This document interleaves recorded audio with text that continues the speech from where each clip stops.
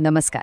आज आपण एका अतिशय जबरदस्त आणि फायदेशीर सरकारी योजनेची माहिती घेणार आहोत. ही योजना खास करून महाराष्ट्रातील महिला बचत गटांसाठी आहे. आपण पाहणार आहोत मिनी ट्रॅक्टर योजनेचं सविस्तर विश्लेषण, जिथे शेतीची कामं सोपी करण्यासाठी आणि गटाची आर्थिक प्रगती साधण्यासाठी ही योजना कशी गेम चेंजर ठरू शकते हे आपण समजून घेणार आहोत. चला तर मग सुरू करूया. आता या योजनेची सर्वात भारी आणि महत्त्वाची गोष्ट कोणती असेल तर तो आहे हा 90% आकडा. होय, अगदी बरोबर ऐकलत. पात्र महिला गटांना शेतीची अवजारं खरेदी करण्यासाठी सरकारकडून चक्क 90% एवढं घसघशीत अनुदान मिळणार आहे. विचार करा, हा आकडा शेतीच्या अर्थकारणात किती मोठा बदल घडवून आणू शकतो. 8 मार्च 2017च्या शासन निर्णयानुसार हे 90% अनुदान नक्की कशासाठी मिळतंय?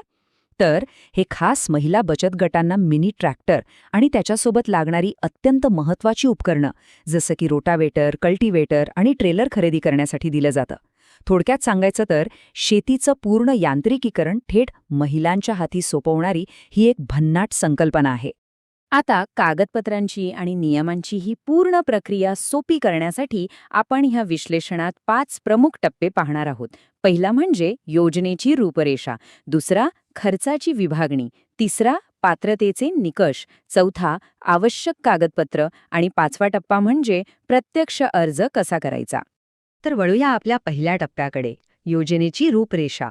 मिनी ट्रॅक्टर अनुदान योजना हा असा एक टार्गेटेड आर्थिक मदतीचा कार्यक्रम आहे ज्याच्या माध्यमातून महिला बचत गटांना शेतीची कामं वेगाने करण्यासाठी विशिष्ट यंत्रसामग्री खरेदी करता येते. यामागील मुख्य उद्देश अगदी स्पष्ट आहे. शेतीची ही महागडी आणि महत्त्वाची अवजारां थेट महिला गटांना उपलब्ध करून देणं, जेणेकरून आधुनिक शेती करताना येणारा पैशांचा सर्वात मोठा अडथळा दूर होईल. आता येऊया या विश्लेषणाच्या सर्वात उत्सुकतेच्या भागाकडे, म्हणजेच दुसऱ्या टप्प्याकडे, खर्चाची विभागणी. निधी वाटपाचं हे गणित अतिशय सोपं आहे. या चार्टमध्ये आपण पाहू शकता की खर्चाचा सर्वात मोठा वाटा म्हणजे तब्बल 90% रक्कम सरकार स्वतः देणार आहे. याचाच अर्थ लाभार्थ्यांना म्हणजेच महिला बचत गटाला स्वतःचा वाटा म्हणून फक्त 10% रक्कमेची जुळवाजुळव करायची आहे. हे खरंच खूप मोठं आर्थिक पाठबळ आहे, नाही का? आता जर पैशांच्या आकड्यातच बोलायचं झालं तर या योजनेतून जास्तीत जास्त किती मदत मिळू शकते, तर हा आकडा आहे तब्बल 3,15,000 रुपये. मिनी ट्रॅक्टर आणि त्याच्या साहित्याच्या खरेदीसाठी सरकार कमाल एवढ्या मोठ्या रकमेचं अनुदान उपलब्ध करून देतं. साहजिकच जर सरकार 90% रक्कम देत असेल तर त्या हिशोबाने महिला बचत गटाला त्यांचा 10% स्वतःचा वाटा म्हणून साधारणपणे फक्त 35,000 रुपये भरावे लागतील. पण हो, इथे एक गोष्ट नक्की लक्षात ठेवायला हवी. जर ट्रॅक्टर आणि साहित्याची एकूण किंमत सरकारच्या अनुदानाच्या ह्या कमाल मर्यादेपेक्षा जास्त होत असेल तर तो वरचा जो काही अतिरिक्त खर्च असेल तो त्या बचत गटाला स्वतःच्या खिशातून करावा लागतो. आणि अनुदानाच्या या रकमेबद्दल एक अत्यंत महत्त्वाची गोष्ट, हे पैसे एकाच फटक्यात मिळत नाहीत. सरकारी प्रक्रियेनुसार हे 2 कडक टप्प्यांमध्ये मिळतं. पहिला टप्पा म्हणजे प्रत्यक्ष ट्रॅक्टर खरेदी केल्यानंतर अनुदानाचा काही भाग मिळतो आणि उर्वरित अंतिम हप्ता हा ट्रॅक्टरची RTO रजिस्ट्रेशन पूर्ण झाल्यानंतरच दिला जातो. यानंतर आपला तिसरा टप्पा आहे. या मोठ्या आर्थिक मदतीसाठी नक्की पात्र कोण आहे, म्हणजेच पात्रतेचे निकष. सर्वात पहिली आणि मूलभूत अट म्हणजे बचत गटाचे सर्व सदस्य हे महाराष्ट्राचे रहिवासी असले पाहिजेत. आणि यातील सर्वात कळीचा नियम असा आहे की गटातील 80% सदस्य म्हणजे जर 10 जणींचा गट असेल तर त्यापैकी किमान 8 सदस्य हे अनुसूचित जाती SC आणि नवबौद्ध प्रवर्गातील असणं अत्यंत अनिवार्य आहे. सदस्यांसोबतच गटाच्या नेतृत्वासाठी सुद्धा काही कडक नियम आहेत. महिला बचत गटाचे अध्यक्ष आणि सचिव या दोन्ही प्रमुख पदांवर असलेल्या महिला या केवळ अनुसूचित जाती आणि नवबौद्ध प्रवर्गातीलच असणं बंधनकारक आहे.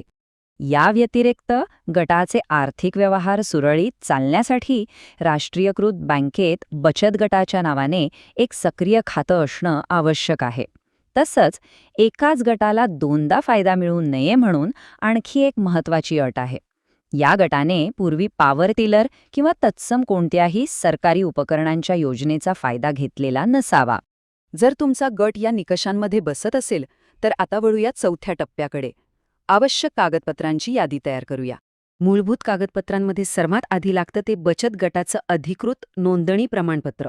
यासोबतच गट स्थापनेचा ठराव जोडणं गरजेचं आहे. आणि ओळखपत्र म्हणून गटातील प्रत्येक सदस्याचं आधार कार्ड किंवा मतदान कार्ड अर्जासोबत असणं अनिवार्य आहे. कागदपत्रांची यादी इथेच संपत नाही बरं का. अर्जासोबत सर्व महिला सदस्यांचा एक एकत्र काढलेला जॉईंट फोटो आणि सगळ्यांच्या स्वाक्षऱ्या असलेली सदस्यांची यादी द्यावी लागते. आणि या प्रक्रियेतील अत्यंत महत्त्वाचा दस्तऐवज म्हणजे 100 रुपयांच्या स्टॅम्प पेपरवर लिहून दिलेला बॉन्ड. या बॉन्डमध्ये आम्ही 10% स्वतःचा वाटा भरण्यास तयार आहोत आणि यापूर्वी कोणत्याही तत्सम योजनेचा लाभ घेतलेला नाही अशी स्पष्ट संमती आणि हमी देणं गरजेचं असतं. आता ही सर्व कागदपत्र गोळा झाल्यावर आपला 5वा आणि शेवटचा टप्पा, प्रत्यक्ष अर्ज कसा आणि कुठे करायचा.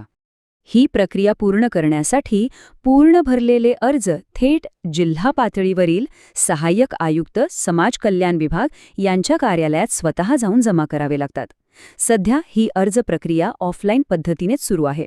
भविष्यात ऑनलाईन प्रक्रियेचे काही अपडेट्स आलेच तर ते शासनाकडून नक्कीच कळवले जातील. आता वेळेचं नियोजन करणं इथे अतिशय क्रिटिकल आहे. सध्या मे आणि जून महिन्यात अर्ज प्रक्रिया सुरू झालेली आहे. पण प्रत्येक जिल्ह्यानुसार अंतिम तारखा मात्र वेगवेगळ्या आहेत. काही जिल्ह्यांमध्ये जुलैमध्येच मुदत संपत आहे, तर काही ठिकाणी ऑगस्टपर्यंत अर्ज स्वीकारले जाणार आहेत. त्यामुळे आपापल्या जिल्ह्यातील डेडलाईनची माहिती तातडीने घेणं खूप गरजेचं आहे.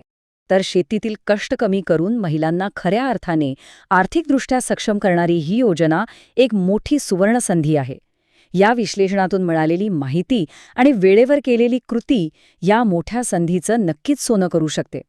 आता जाता जाता शेवटचा आणि सर्वात महत्त्वाचा प्रश्न, शेतीच्या यांत्रिकीकरणातून विकासाचा नवा मार्ग चोखाळण्यासाठी हे सर्व पात्र महिला बचत गट वेळेआधी कागदपत्रांची जुळवाजुळव करून अर्ज करण्यासाठी सज्ज आहेत का?